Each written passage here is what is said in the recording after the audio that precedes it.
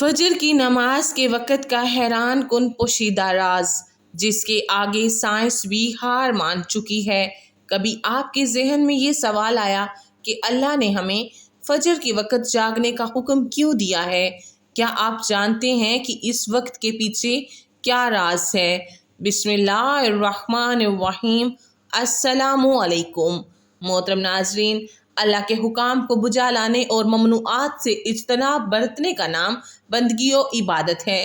اسلام کے نزدیک عبادت کا مفہوم نہایت وسیع ہے۔ اسلام کا مطالبہ ہے کہ انسان کی پوری زندگی عبادت سے عبارت ہو۔ وہ اس طرح زندگی بسر کرے کہ اس کا ہر کام عبادت میں شمار ہو، اور اس کا واحد طریقہ یہی ہے کہ وہ اللہ کے بتائے ہوئے طریقے کے مطابق زندگی گزارے، ہر بات میں حکم الہی کو پیش نظر رکھے۔ اسلام اس بڑی عبادت کے لیے انسان کو جن ذرائع سے تیار اور اس کی تربیت کرتا ہے، عرف عام میں انہیں عبادت کہا جاتا ہے، لیکن دراصل یہ تمرینات عبادت ہے۔ انہیں ارکان اسلام بھی اسی وجہ سے کہا جاتا ہے کہ اسلام کی عمارت انہی ستونوں پر قائم ہے۔ ارکان اسلام میں نماز سر فہرست اور پہلے نمبر پر ہے۔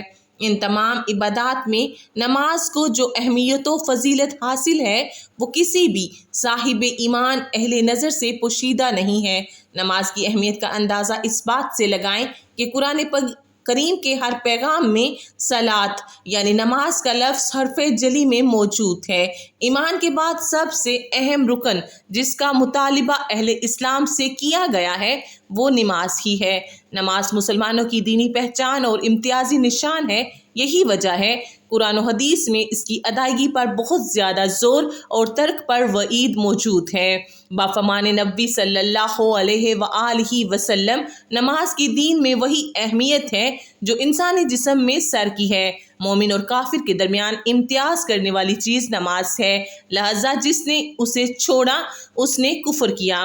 اس وعید سے اندازہ لگایا جا سکتا ہے کہ اسلام میں نماز کی اہمیت کیا ہے۔ جو چیز جس قدر اہم اور ضروری ہوتی ہے اس کی بجا آوری پر اجر و ثواب بھی اسی قدر زیادہ ملتا ہے۔ چنانچہ نماز کا ثواب بھی اس قدر ہے کہ انسان اس کا تصور بھی نہیں کر سکتا۔ لیکن 5 وقتہ نمازوں میں فجر کی نماز کی اہمیت و فضیلت سب سے نمایاں ہے، اور اس کی ادائیگی پر اجر و ثواب بھی دیگر 4 نمازوں سے زیادہ ہے۔ اس کی وجہ یہ ہے کہ فجر کے وقت دنیا نیند کی آغوش میں محو استراحت ہوتی اور خواب خرگوش کے مزے لے رہی ہوتی ہے۔ لوگوں پر غفلت اور سستی کی چادر تنی ہوئی ہوتی ہے۔ ایسے میں نرم و گرم آرام دہ بستر کو چھوڑ کر اللہ کی اطاعت و محبت میں بارگاہ الہی میں سجدہ ریز ہونا بڑا پرمشقت اور نفس کو زیر کرنے جیسا مشکل کام ہے۔ اللہ تعالیٰ کی سنت یہ ہے کہ بندے کو جس نیکی کے کرنے میں مشقت زیادہ ہو اور نفس و شیطان سے لڑائی لڑنی پڑے، اللہ اس پر زیادہ اجر و ثواب عطا کرتا ہے، چاہے وہ نیکی کتنی ہی چھوٹی کیوں نہ ہو۔ محترم ناظرین، کبھی آپ کے ذہن میں یہ سوال آیا ہے کہ اللہ نے ہمیں فجر کے وقت جاگنے کا حکم کیوں دیا ہے؟ کیا فجر کا وقت صرف عن قریب نماز پڑھنے کا وقت ہوتا ہے؟ کیا اس وقت کے پیچھے ایک راز پوشیدہ ہے؟ وہ راز کیا ہے؟ اس راز کو جاننے کے لیے ضروری ہے کہ ہم پہلے نماز کے بارے میں جانیں، جو ہم پر دن میں 5 مرتبہ فرض کی گئی ہے۔ اور یہ 5 نمازیں کس طرح فرض ہوئیں، اس کے پیچھے بھی ایک شاندار وجہ ہے جس کا مظاہرہ سفر معراج میں اس وقت ہوا جب حضرت محمد صلی اللہ علیہ وآلہ وسلم اللہ سے ملاقات کے لیے وقت کے انتہائی مختصر حصے میں 7ویں آسمان سے بھی آگے تشریف لے گئے تھے۔ اس رات اللہ تعالیٰ نے ایک خاص پس منظر میں اپنے حبیب صلی اللہ علیہ وآلہ وسلم کو آسمان پر بلایا اور اپنے خصوصی انعامات سے نوازا۔ اس مبارک سفر میں اللہ تعالیٰ نے اپنے قرب خاص سے نوازا، انبیاء کرام سے ملاقاتیں کروائیں، جنت اور جہنم کا مشاہدہ کروایا گیا، اور نیکیوں کے اجر و ثواب اور بروں کے انجام و عذاب کا نظارہ کروایا۔ اس عظیم سفر میں بہت سے انعامات سے نوازا گیا، جن میں ایک خاص انعام امت کے لیے نماز کا تحفہ بھی ہے، اور قیامت تک کے لیے انسانوں کو اپنے معبود اور خالق سے قریب تر کرنے کا عظیم تحفہ اور عبادت یعنی نماز اسی سفر میں عطا کی گئی۔ معراج کی رات جب آپ صلی اللہ علیہ وآلہ وسلم کو اللہ تعالیٰ نے 50 نمازوں کا حکم دیا تو حضرت موسیٰ علیہ السلام کے کہنے پر آپ نے اللہ سے 50 نمازوں میں نرمی کی درخواست کی، اور ایسا کئی بار ہوا، یہاں تک کہ اللہ نے امت محمدی صلی اللہ علیہ وآلہ وسلم کے لیے دن میں 5 نمازوں کا حکم دیا، جس کے بعد بھی حضرت موسیٰ علیہ السلام نے آپ صلی اللہ علیہ وآلہ وسلم کو 5 نمازوں میں کمی کے لیے ایک بار پھر اللہ کے پاس جانے کا مشورہ دیا، لیکن تب آپ صلی اللہ علیہ وآلہ وسلم نے فرمایا کہ میں نے اپنے رب سے کئی مرتبہ درخواست کر لی ہے، یہاں تک کہ اب مجھے حیا آ گئی ہے اور اب میں راضی ہوں اور اس حکم کو ہر طرح سے تسلیم کرتا ہوں۔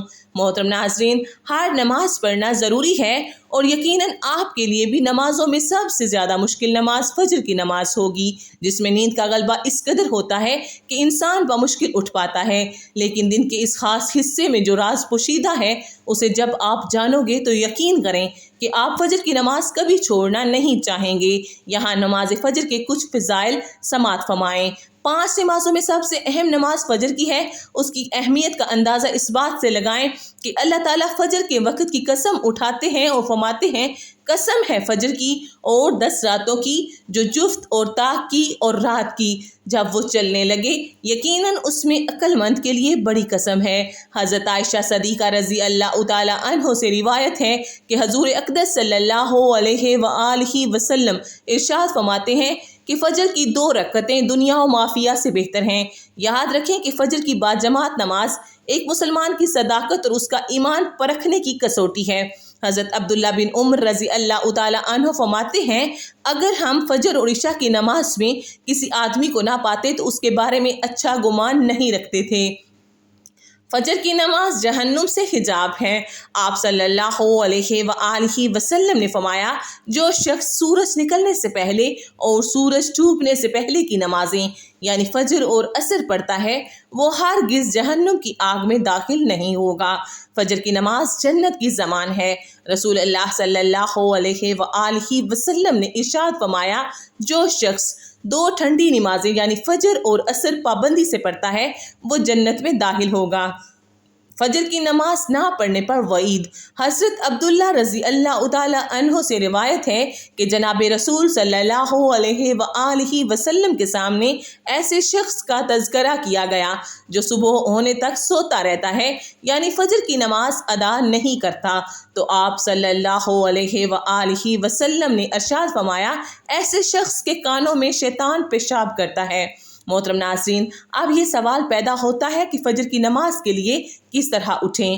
نمبر 1، رات کو حتی الامکان جلدی سوئیں۔ نمبر 2، سوتے وقت فجر کی نماز جماعت سے ادا کرنے کا پختہ ارادہ کریں اور ارادہ کرنے میں مخلص بھی ہوں۔ نمبر 3، ایسے اسباب اختیار کریں جن سے فجر کی نماز کے لیے اٹھنا آسان ہو، مثلاً الارم والی گھڑی میں مناسب وقت پر الارم سیٹ کر کے اس کو مناسب جگہ پر رکھیں۔ اگر ان امور کی رعایت کر کے سوئیں گے تو انشاءاللہ فجر کی نماز جماعت کے ساتھ ادا کرنا آسان ہوگا۔ پھر بھی اگر کسی دن اتفاق سے بیدار ہونے میں تاخیر ہو جائے تو جس وقت بھی آنکھ کھلے سب سے پہلے نماز ادا کر لیں۔ انشاءاللہ تاخیر کا کوئی گناہ نہیں ہوگا، لیکن اس کو معمول بنانا گناہ پر مداومت ہے، کرنا جو بھی طرح جائز نہیں ہے۔ دنیا میں کئی ایسے لوگ ہیں جنہیں بے خوابی کی شکایت ہوتی ہے، جس میں وہ ساری رات سو نہیں پاتے اور پورا دن کام کاج کر کے جب رات کو بھی سو نہیں سکتے تب کئی طرح کی ذہنی اور جسمانی بیماریاں جنم لیتی ہیں، اور اس بیماری کا شکار آج ہر دوسرا تیسرا شخص ہو رہا ہے، جس کی بڑی وجہ اللہ کے احکامات کو چھوڑ کر دنیا کی رنگینیوں کے پیچھے بھاگنا ہے۔ ساری رات جاگنے کے بعد فجر کے قریب کچھ دیر نیند آ جاتی ہے، لیکن وہ نیند جسم کو پرسکون نہیں رکھتی، جس کی وجہ سے اکثر لوگ جاگتے جاگتے اور ہر قسم کی دوائیوں کے استعمال کے باوجود جب سو نہیں پاتے تو وہ اللہ سے یہ سوال ضرور کرتے ہوں گے کہ اے اللہ، مجھے نیند کیوں نہیں آتی؟ آخر کیا وجہ ہے؟ بہت کم لوگ ہوتے ہیں جو اس کیفیت میں اپنے اندر ہونے والی اس آواز کو سن پاتے ہیں جس میں ان سے کہا جاتا ہے کہ بستر سے نکلو، نماز پڑھو، اللہ کا ذکر کرو، اور یقین کریں جو لوگ اس آواز کو سن پاتے ہیں وہ اس پر عمل کرتے ہیں، انہیں تا حیات کبھی بھی بے خوابی کی شکایت نہیں ہوگی۔ اس حوالے سے ایک صوفی نظم ہے جسے ایک امریکی مسلم نے ترجمہ کیا ہے، جس کا ٹائٹل ہے دوبارہ مت سو جانا۔ صبح کی ٹھنڈی ہوائیں ایک راز لاتی ہیں تمہارے لیے، دوبارہ مت سونا۔ خود سے پوچھو تم کیا چاہتے ہو، دوبارہ مت سونا۔ لوگ دروازے کی چوکھٹ سے آ جا رہے ہیں جہاں دو دنیایں ملتی ہیں، وہ دروازہ گول اور کھلا ہے، دوبارہ مت سونا۔ اس نظم میں بیان کردہ دروازہ ہماری دنیا اور دوسری دنیا کا ہے، جہاں سے فرشتے ہر صبح اور شام کو اترتے ہیں، جن کا ذکر اس حدیث پاک میں ملتا ہے، جس میں آپ صلی اللہ علیہ وآلہ وسلم نے فرمایا ہے کہ رات اور دن میں فرشتوں کی ڈیوٹیاں بدلتی رہتی ہیں، اور فجر اور عصر کی نمازوں میں ڈیوٹی پر آنے والے رخصت پانے والوں کا اجتماع ہوتا ہے۔ پھر تمہارے پاس رہنے والے فرشتے جب اوپر چڑھتے ہیں تو اللہ تعالیٰ پوچھتے ہیں، حالانکہ وہ ان سے بہت زیادہ اپنے بندوں کے متعلق جانتا ہے، کہ میرے بندوں کو تم نے کس حال میں چھوڑا؟ تو وہ جواب دیتے ہیں کہ ہم نے جب ان کو چھوڑا تو وہ فجر کی نماز پڑھ رہے تھے، اور جب ان کے پاس گئے تب بھی وہ عصر کی نماز پڑھ رہے تھے۔ فجر اور عصر کی نمازوں کے اوقات میں سونے سے منع کرنے کے پیچھے بھی ایک بڑی وجہ ہے، اور وہ یہ کہ سائنس کہتی ہے کہ صبح سورج طلوع ہوتے وقت اور شام کو غروب ہونے سے پہلے سونا نہیں چاہیے، کیونکہ صبح کے وقت زمین پر آکسیجن وافر مقدار میں فراہم ہوتی ہے، جس کی وجہ سے ماحول تر و تازہ ہوتا ہے، اور یہ آکسیجن آپ کو دن بھر فٹ رکھنے کے لیے انتہائی ضروری ہوتی ہے۔ تو جو اس وقت سو جاتا ہے وہ اس تازہ آکسیجن سے محروم رہ جاتے ہیں، اور عصر کے وقت زمین پر آکسیجن کی کمی ہو جاتی ہے، تو اگر کوئی سو جاتا ہے تو اس کو آکسیجن کی فراہمی کم ہوتی ہے، جس کی وجہ سے جب وہ جاگتا ہے تو اس کے سر میں درد اور طبیعت بوجھل ہو جاتی ہے، اور یہ بڑی وجہ ہے کہ دین اسلام میں ان دونوں اوقات میں سونے سے منع فرمایا گیا ہے۔ نماز فجر کے بارے میں ایسے بے شمار فضائل اور بھی ہیں جن کو ہم نہیں جان سکتے، اگر انسان ان کو جان لے تو کبھی کوتاہی نہ کرے۔ رسول اللہ صلی اللہ علیہ وآلہ وسلم کا فرمان ہے، اگر وہ لوگ عشاء اور فجر کی فضیلت کے بارے میں جان لیں تو وہ ضرور نمازوں میں حاضر ہوں گے، چاہے ان کو خود کو گھسیٹتے ہوئے ہی لانا پڑے۔ محترم ناظرین، آپ خود اندازہ کیجئے کہ ایک طرف ان دونوں نمازوں کی کتنی فضیلت و اہمیت ہے، اور دوسری طرف ان کی ادائیگی میں کتنی سستی اور لاپرواہی برتی جاتی ہے۔ آخر میں اللہ رب العزت سے یہی دعا ہے کہ اللہ تبارک و تعالی ہم سب کو 5 وقت کی نماز وقت پہ پابندی کے ساتھ ادا کرنے کی توفیق عطا فرمائے۔ آمین ثم آمین یا رب العالمین۔